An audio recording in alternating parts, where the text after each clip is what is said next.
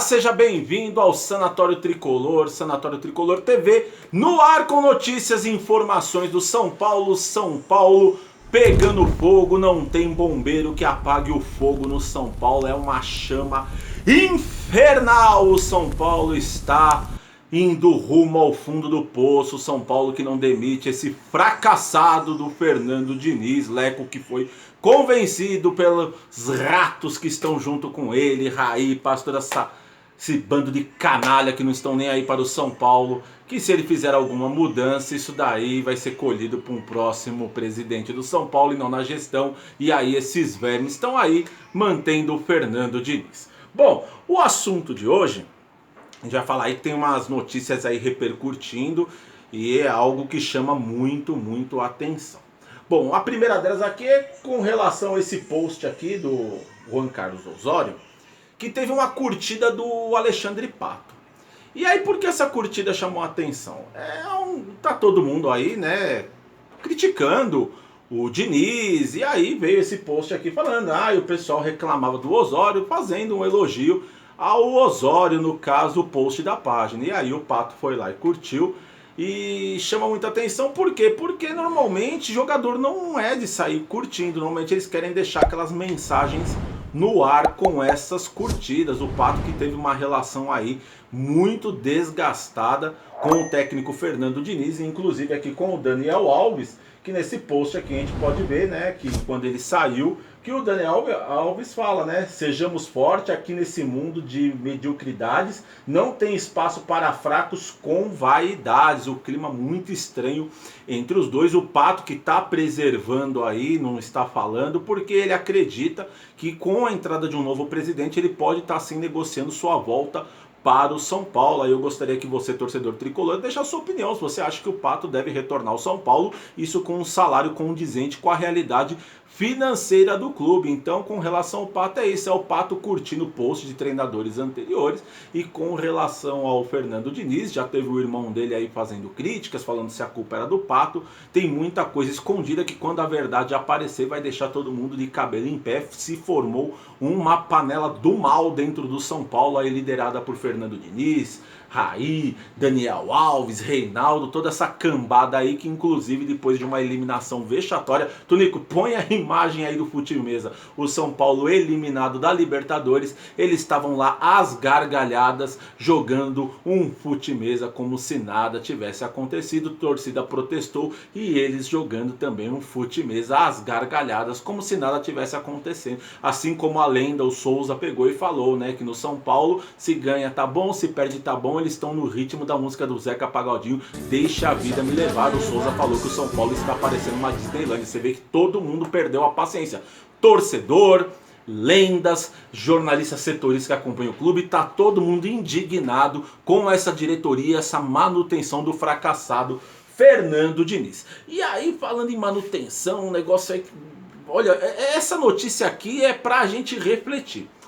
O jornalista Cosme Rimoli, do R7, da Rede Record, aonde o próximo presidente de São Paulo, tudo indica, um dos candidatos que tende a ganhar, o Júlio Casares, é diretor na Record. E ele veio com um assunto aqui bombástico que chama muita atenção. Esse é o tipo de conteúdo que a gente tem que prestar atenção, porque você vê que de repente pode estar acontecendo aí informações, todo mundo ali muito próximo desse meio, a gente sabe como funcionam as coisas, como sai as coisas no mundão. E aí ele traz aqui que a torcida quer Daniel Alves fora, jogador está desiludido. Bom, a torcida mostrou aí quando o Daniel Alves chegou que estava contratando o melhor lateral direito do mundo. A torcida de braços abertos recebeu o Daniel Alves. Porém, aí consequentemente, ultimamente, principalmente depois daquele batucada dele, peça um jogo importantíssimo que ele se negou a ir viajar, porque logo em seguida ele fez aí uma sequência de jogos jogando os 90 minutos, e aí dias antes para jogar a partida de Quito contra a LDU ele não estava disponível, e aí a torcida realmente ficou puta da vida. E aí você viu os vídeos do pessoal, né, mandando o Daniel Alves ir tocar samba lá na casa do Leco, né, que é a casa, Tonico, solta o pi, do caralho. E aí ele vem e traz informações. Essa questão do Daniel Alves está desiludido de uma possível saída do Daniel Alves do São Paulo, o jogador que chegou para ser a referência, a liderança, o tal melhor lateral direito do mundo.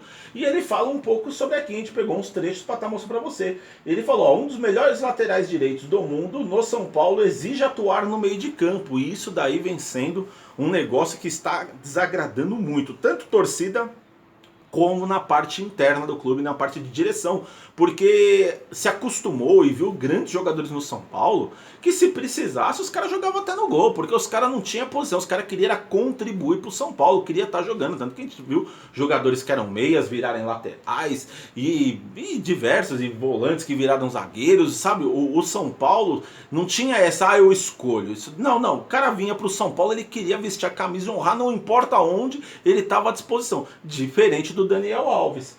E aí ainda ele consta aqui que o Daniel Alves recebe o maior salário do país, mais que jogadores do Flamengo, que são os campeões aí da Libertadores e do Campeonato Brasileiro. O Daniel Alves tem o maior salário e inclusive ele tem um salário que faz parte de um combo com o Juan Fran, que dá 2,5 milhões os dois jogadores, mas já vamos falar mais disso. Aí também ele fala aqui na notícia, está reavaliando se vale a pena seguir no Morumbi. Então o Daniel Alves, criticado, ele reavaliando se ele vale seguir. Eu acho que ele não entendeu a realidade, ele não está nessa soberba acima da carne seca, porque ele falou, eu vou decidir meu futuro. Meu amigo, boa parte da torcida se cansou daqueles textos, daqueles blá blá blá do seu sambinha, de post com prensado de ervas, toda essa pataquada que você está fazendo. Então não é você, tem muita gente aqui que dava um pé na sua bunda, você não está decidindo nada, reavaliando nada, a torcida está pedindo na sua grande maioria que você vaze, ou se compromete com o São Paulo e aceite jogar de lateral, ou a posição que quiserem que tu jogue, você não tem que exigir, você não é o treinador da equipe. Então é muita soberba, é muita arrogância do Daniel Alves.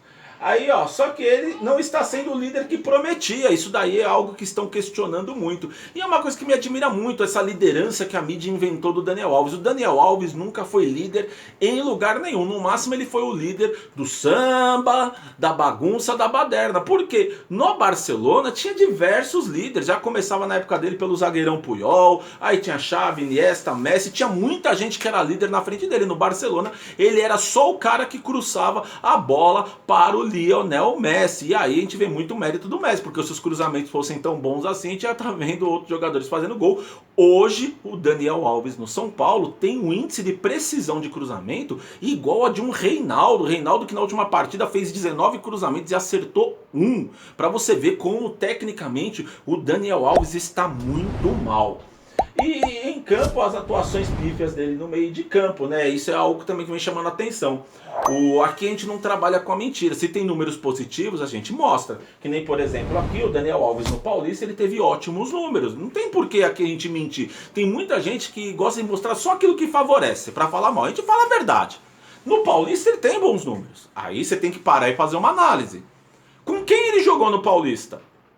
Com times que nem tem divisões em campeonatos brasileiros, times de terceira, de quarta divisões, e na hora H de uma semifinal contra um catado do Mirassol, um time de WhatsApp, time que foi montado ali, olha, com o resto, Daniel Alves não foi o líder, não levou o time ao triunfo contra um time medíocre como o do Mirassol, com todo respeito à cidade de Mirassol, as pessoas de lá, eles sabem que aquele triunfo ali foi inesperado e foi fora do comum, que é muito mais demérito do São Paulo. E o Daniel Alves, que fez esses números, fez os famosos números inúteis em um campeonato paulista, e aí na hora da decisão foi o que foi contra o Mirassol. Aí quando a gente chegou na realidade, que é Libertadores e Campeonato Brasileiro, os números do Daniel Alves despencaram. Daniel Alves, que nos últimos jogos acumulou apenas um desarme. Ele com o Tietê, um desarme nos últimos 3 jogos, números horrorosos, ridículos. Uma dupla ali jogando de volante no meio de campo que não marca ninguém. E aí o São Paulo oferece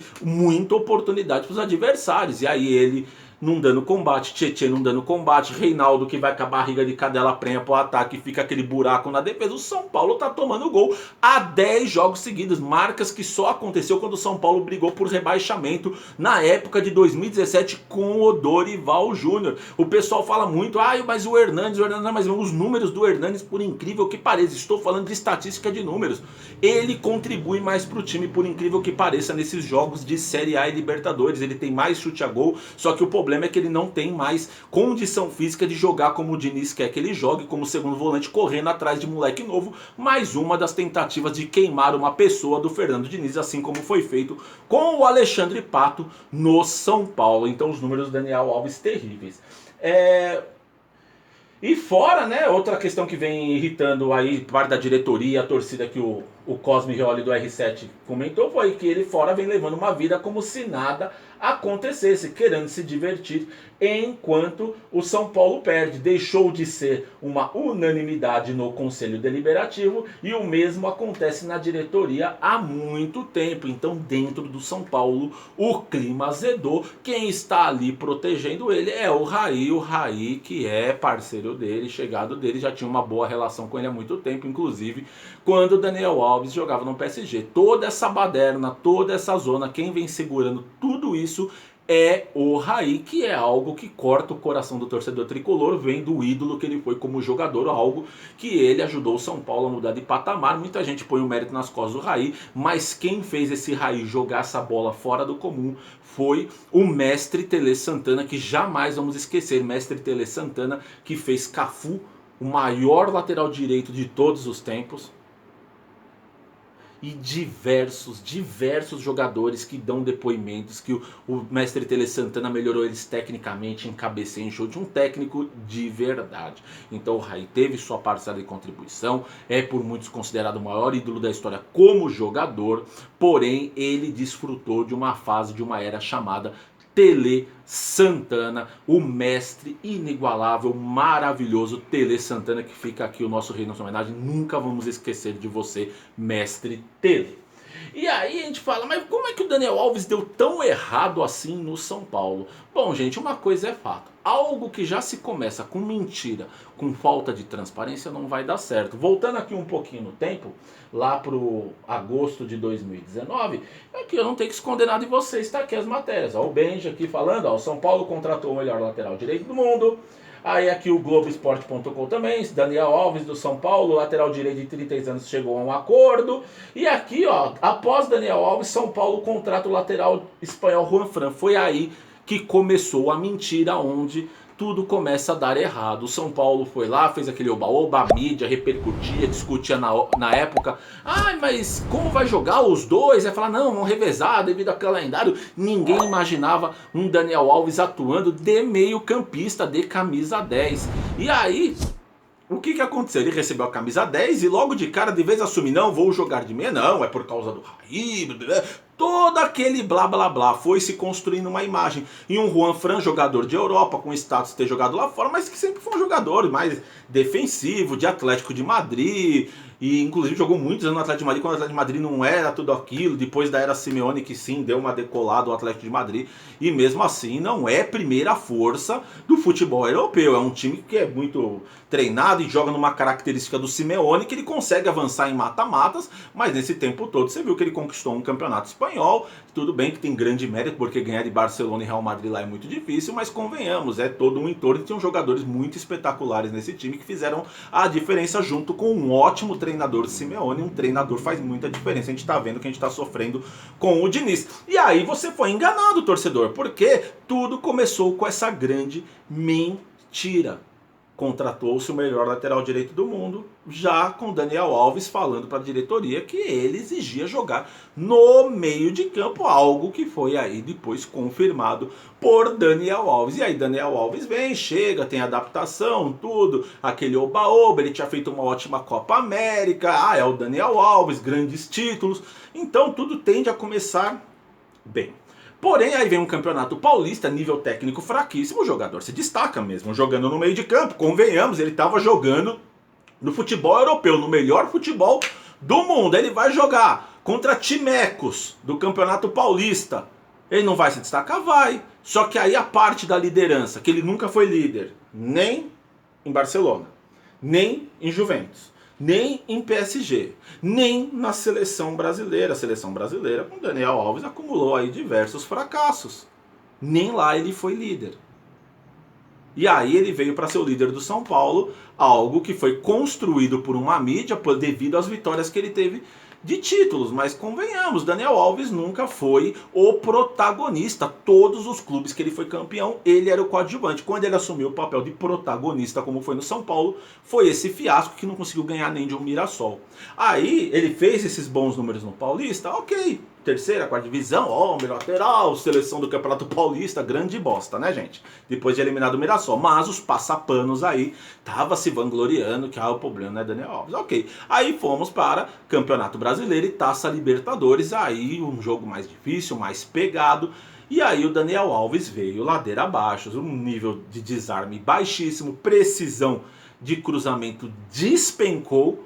E aí a precisão de passe só passe lateral, passe mais difícil também, índices lá embaixo são números do Daniel Alves. E Daniel Alves no São Paulo, meio de campo mais fragilizado, o time sofrendo mais gols, o time com o Daniel Alves e Tietê no meio de campo é um time extremamente frágil. Então o Daniel Alves está aí, custando 1,5 milhão, mais 1 milhão do Juan Fran, que só veio por causa dessa mentiraiada aqui. Então Daniel Alves custou 2,5 milhões ao São Paulo devido a esse combo junto com o Juan Fran para fazer você, torcedor, engolir ele no meio de campo. E aí você olha o mapa de calor do Daniel Alves, ele fica pouquinha coisa à frente da risca de meio de campo do lado direito, na área morta, dando passinho lateral, só tentando fazer estatística e mesmo assim não consegue. Não ganha um duelo pelo alto, até aí o jogador não tem estatura, mas também vem perdendo diversos duelos por baixo. No último jogo, o aproveitamento dele de ganhos de duelos no 1 contra 1 foi de 10%. Olha só o nível de marcação. Um São Paulo que já teve os baixinhos Mineiro e Josué, que eram gigantes no meio de campo do São Paulo. E aí o cara se escala, o cara decide quando joga e está se tornando essa palhaçada. E o São Paulo, que prometeu ter um parceiro para ajudar a pagar esse salário, jamais viu esse parceiro que poderia ter acontecido junto com o Silvio Santos. A Jequiti mostrou interesse que ia fazer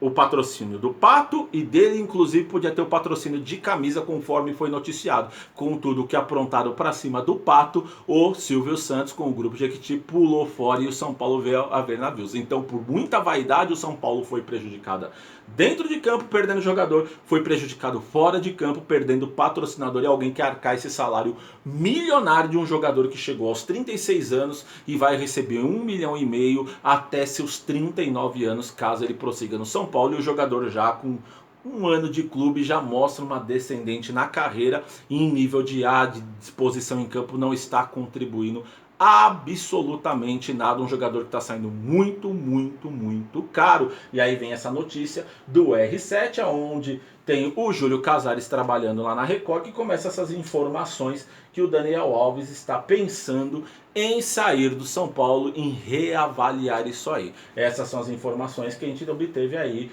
verificando sobre o Cosme Rimoli, jornalista do R7. Tá certo, torcedor? Essas são as informações sobre o São Paulo. Estamos sempre trazendo aqui para vocês, com fontes, a notícia clara, sem blá blá blá, de forma aqui em específica, explicando para você o que está acontecendo e sempre mostrando que isso que é importante para você poder ter a notícia da forma correta, porque infelizmente tem muita gente aí plantando notícia de demissão, disso, daquilo, e a gente tem que trazer aqui com fonte e mostrar para trazer um conteúdo legal e bacana para você. Se você não é inscrito no canal, inscreva-se no canal, ative o sininho, você recebe os links da partida e todas as informações. Saiu apurada, a verdade tá aqui para você no Sanatório Tricolor, tá certo? Muito obrigado, fiquem com Deus, até a próxima.